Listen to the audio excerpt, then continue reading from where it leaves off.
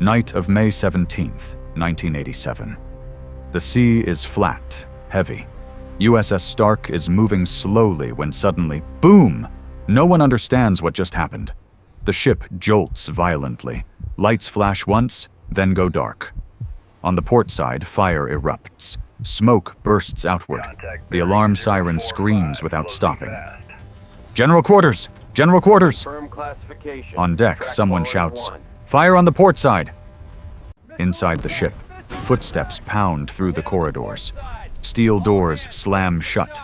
Radios erupt with overlapping voices. "Smoke in the passageway! Put on your masks! Seal the compartment!" A tense voice from the Combat Information Center cuts in. "Low altitude contact port side!" Someone yells, "Second missile!" A streak of light skims just above the sea, racing straight toward the ship. "Incoming!" Boom! The second explosion detonates. The ship shudders. Lights go out, then flicker back on. Thick smoke floods the compartments. Metal shrieks. People scream in the hallways. Get down! Hold the rail! Fight the fire! Cut power to that section! Bring stretchers! Flames roar along the port side. Smoke rolls aft. Alarms keep wailing. Radios keep shouting. No one stands still. Everyone is running. Everyone is dragging each other out of the smoke. You are watching The Kill Zone. If you want to follow real stories from the sea, subscribe now. And now, we return to that night to understand what really happened. May 17th, 1987, the Persian Gulf is tense, shaken by repeated attacks on shipping lanes. USS Stark is a U.S. Navy frigate on patrol and early warning duty.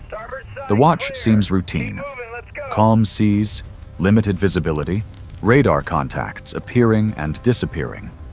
But somewhere out there, an Iraqi aircraft is flying in the area, and all it takes is a chain of wrong decisions within just a few minutes to turn a warship into an inferno. The first missile tears open the port side, and fire begins to spread. The second missile strikes directly into the burning area, forcing smoke and heat deep into the ship, into compartments where men can no longer see each other, only hear shouting, coughing, metal slamming, and steel doors crashing shut. From that moment, the real battle begins. Not to fire back, but to keep the ship afloat, to keep the living alive inside the smoke, and to understand why the strike came without warning. Next, we rewind step by step, minute by minute, to the moments before the first boom, to see which warning was missed and why USS Stark failed to stop the attack. In 1987, the Persian Gulf was anything but calm. At sea, cargo ships and oil tankers were being attacked again and again. The atmosphere was constantly tense, stretched tight like a wire. U.S. warships were not there to start a major battle, but to monitor, protect shipping lanes, and keep the situation from sliding out of control. Watches followed watches, night after night. Sometimes the sea was so calm it felt as if nothing could possibly happen. And it was precisely that sense of normality that made people lower their guard. USS Stark was on patrol duty. On board, everything ran by procedure. One watch tracked radar screens. One handled communications. One stood by the weapons. One guarded the deck. They were used to seeing contacts appear and disappear, aircraft pass through, signals blending between sea and sky. In the Gulf, aircraft were everywhere. Military flights were common, and there had been many moments that felt like close calls, only to fade away as if nothing had happened. Inside the Combat Information Center, an airborne contact appeared. It did not stay still. It was moving closer. Someone read out the range. Someone checked its heading. Someone waited for identification. Outside, on deck, the lookout saw nothing but darkness and a thin line of horizon. No one could see what was coming, because it was not flying high. It was flying low. And flying low over the sea at night meant entering a zone where the human eye was almost useless. On board, the decisive factor was not, can you see it, but how do you judge it? Was this a real threat, or an aircraft off course, or one merely observing, or one preparing to attack? And while that question was still being asked, time kept slipping away. There were small delays in those minutes before the strike, but every small delay had a price. A beat too slow in communication. A beat too slow in raising the alert level. A beat too slow in shifting to full combat readiness. Just one beat was enough for the distance to collapse. At sea, distance does not shrink gradually.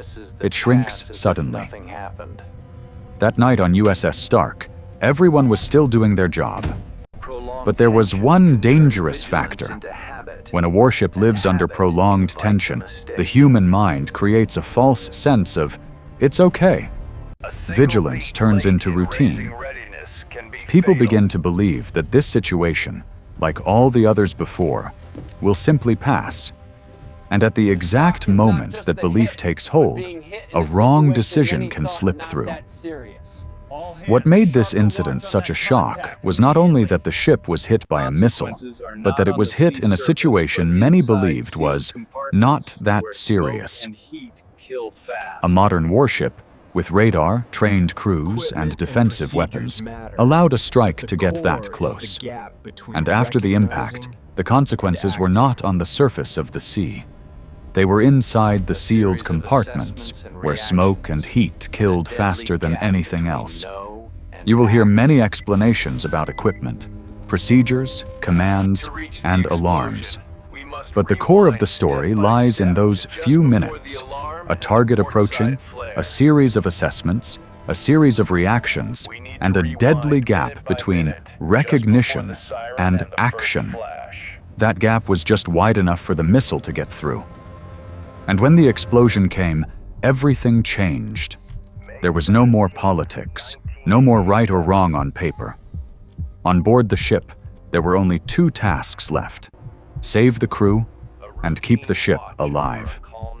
But to reach that moment, we must rewind step by step, minute by minute, to just before the alarm sounded, just before the port side lit up in fire, just before a low streak of light skimmed across the sea and struck before anyone could stop it. In the minutes before the strike, there was no sense on USS Stark that anyone was about to die. No one stood there thinking that the ship would burn that night. Everything began like a routine watch. Green radar screens glowing, the steady hum of machinery, the sea dark and calm. Watchstanders took turns observing, reporting numbers, logging signals. In the Gulf, contacts appearing and disappearing on the screen was normal. Aircraft moving through the area was normal.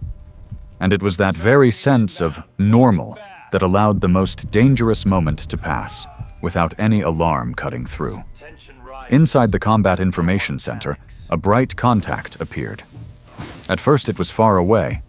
It followed a track that did not immediately trigger alarm. One watchstander reported the range. Another checked the heading. An officer stood behind them, eyes fixed on the screen. On deck, the lookout saw only darkness and wind. No aircraft, nothing visible approaching. At night at sea, the human eye is nearly useless. Everything depends on the screen and the headset. The contact kept moving closer, then closer again. The distance stepped down incrementally. A watchstander spoke evenly, without drama. Contact is closing. No shouting yet, no running. The familiar rhythm of work continued. Someone lifted a handset to communicate. Someone recorded the time. Someone requested confirmation from higher authority. Those steps take time, and at sea, time always moves faster than procedure. The contact kept closing. It entered an angle that, at a glance, could be mistaken for a pass-by. But it did not pass and disappear. It kept coming, minute by minute. In the combat center, voices grew tighter, not from panic, but because the numbers were getting worse. The range was worse. The approach angle was worse. Then another detail made everything more dangerous. Altitude. Someone read the data and said, very low. When an object flies low over the sea, it enters the hardest zone to see, and the hardest zone to react to. It compresses the time between detection and impact, until there is almost no chance to correct mistakes. On USS Stark, there was no shortage of capable people. But being capable and being in time are not the same thing. Procedures demanded identification. Procedures demanded communication. Procedures demanded assessment of intent. And while those steps were being followed, the contact did not wait. It kept closing. There was a moment when the communications watch tried to call out. Someone transmitted an identification request. Someone waited for a response. Silence. At sea, silence does not mean safety. Silence can mean no reply. But to move from no reply to "this is an attack" requires a decision.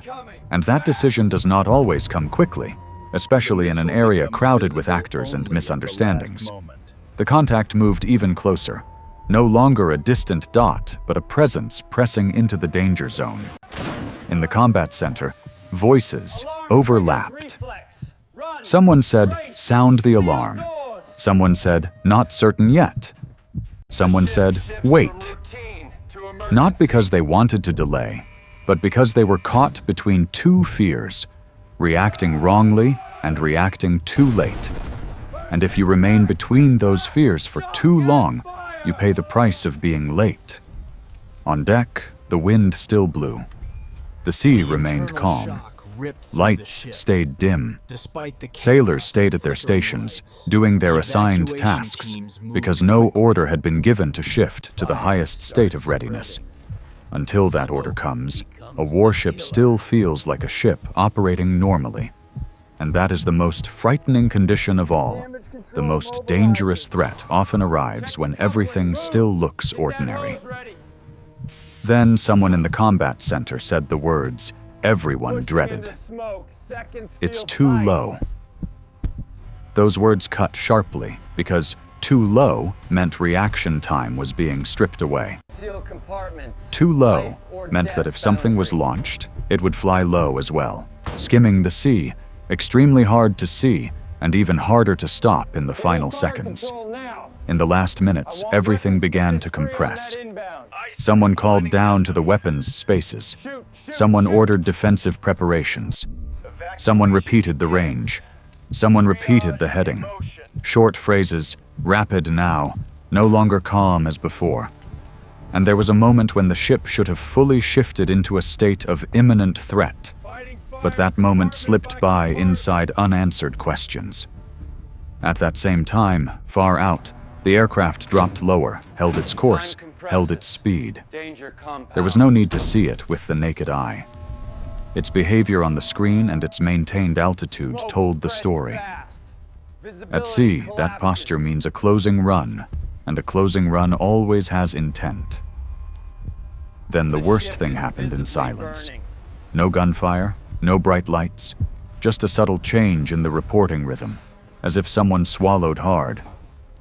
Launch indication. In that instant, any hesitation ended, but it ended too late. What had been launched did not give time. It skimmed the sea surface. It did not come from above. It came from the dark horizon, at an altitude so low that the eye could only catch it when it was already very close. On deck, a lookout saw a thin streak of light sliding across the water like a line of fire. Someone shouted. That shout triggered the siren.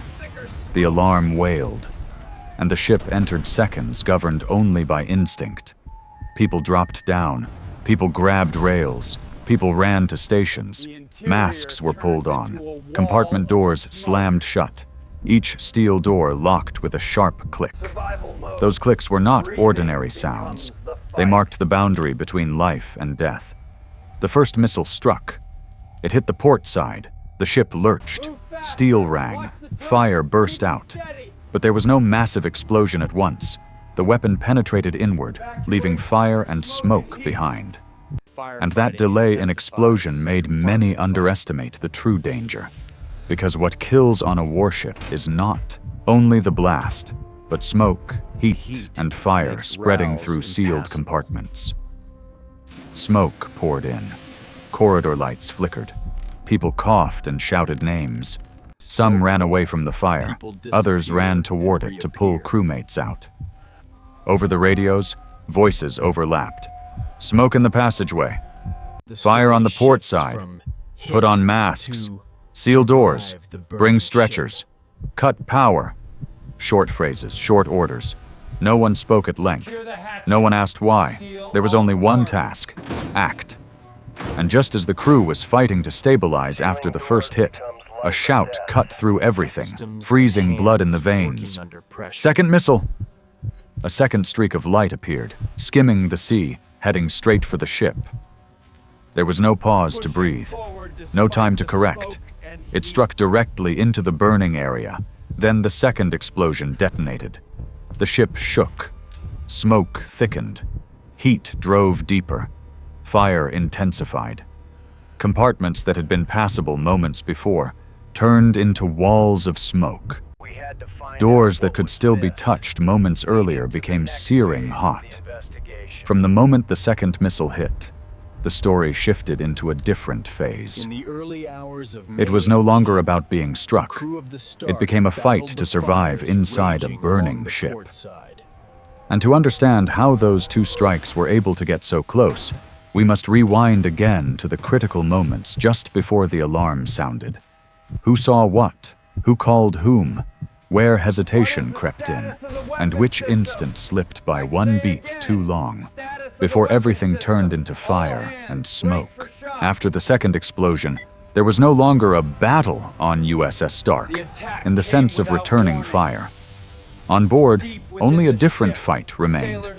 A fight against fire, smoke, and steel doors that were heating up minute by minute. Smoke poured through the corridors like water. Lights flickered, then went out completely in some sections. Sailors crawled low to the deck to breathe. Masks were pulled on in haste.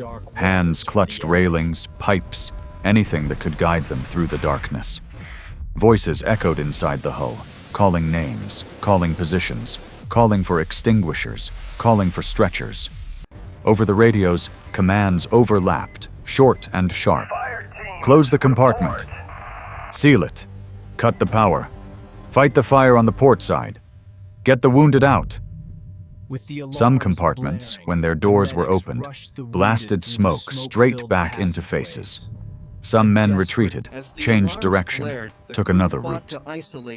Others did not retreat, charging in anyway, because shipmates were trapped inside. The ones in front pulled those behind them. Sailors overcome by smoke were dragged out, laid on the deck, masks ripped off and put back on, backs struck, chests pressed. No one argued. No one asked who was right or wrong. There was only action. Fire spread along paths no one wanted to see. Cable runs, materials inside compartments, tight spaces with little airflow. At times it seemed under control, only for flames to erupt again somewhere else minutes later. Smoke did not need to flare. It simply crept, seeping through door gaps, rolling along ceilings, pressing down toward the deck. In some corridors, sailors could no longer see their own hands in front of their faces. All that remained were the sounds, stumbling footsteps, dragging bodies, impacts against steel walls. On deck, the wind strengthened, pushing smoke toward the stern. Flames still burned on the port side. Those topside endured heat, smoke, and fear all at once. Fear of another strike. Fear that ammunition would meet fire. Fear that a compartment would fail. Fear that water would rush in through the torn hull. They stared into the black sea and saw nothing but darkness. Yet everyone carried the same thought. If the ship lost power completely, if the fire reached the wrong place, everything would end right here. Inside the hull, damage control teams divided tasks by area. One group pushed toward the fire to extinguish it. One group held sealed doors to stop smoke from spreading. One group pulled the wounded toward safer zones. Another checked for flooding. Each group spoke in short phrases. Each did only its assigned task. And every time a steel door slammed shut, it cut fire and smoke away from another section of the ship. But there were places that could not be sealed in time. Compartments where smoke had already entered before doors closed. Corridors where heat had risen beyond what anyone could pass. There were fists pounding on doors from inside. Voices that weakened, then fell silent. Not because anyone abandoned them, but because fire and smoke did not allow otherwise. Time no longer felt like hours or minutes. Time broke into tasks. Put out one fire, pull out one person, seal one door, keep one compartment clear of smoke. Each task finished meant one breath, then the next task began. Everyone on board understood one thing. If the fire spread deeper, the ship would not just be damaged, it would be lost. And so the fight dragged on. Fire did not go out quickly. Smoke did not clear quickly.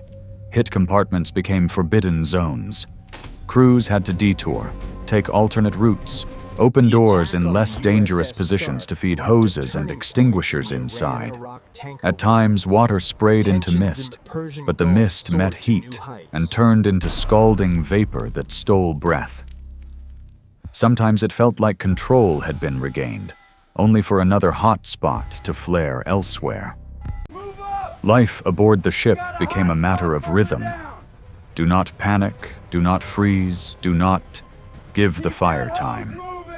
When the situation finally began to come under control, the cost became clear.